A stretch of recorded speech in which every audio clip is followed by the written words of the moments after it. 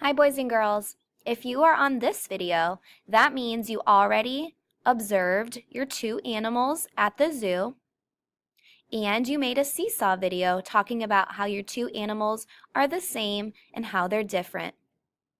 Before you begin this compare and contrast paper, you're going to want to go back to your video that you sent your teacher about one similarity and one difference with your two animals, because you're going to use that information and write it. So here are my two animals that I chose yesterday.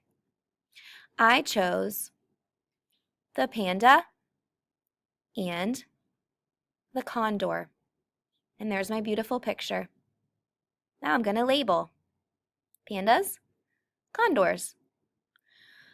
In my seesaw video that I sent my teacher, I talked about how they're the same. Do you want to know how they're the same? What I came up with?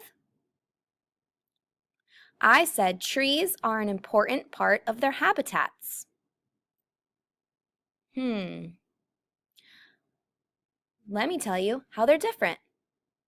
Pandas have fur. Condors have feathers. There you go. I wrote down what I told my teacher on Seesaw.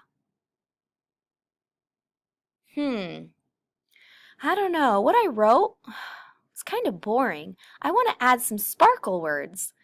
That's a fancy way of saying adjectives. What adjectives could I add to make these facts a little more interesting? What about pandas have soft fur? That's way more interesting. Condors have black feathers. Oh, that's one of my 2G words. Black feathers. That's way more interesting. My teacher will love my sparkle words. Oops, almost forgot my name.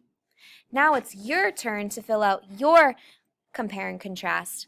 Don't forget at the end to do your Fix It Up checklist. Have fun!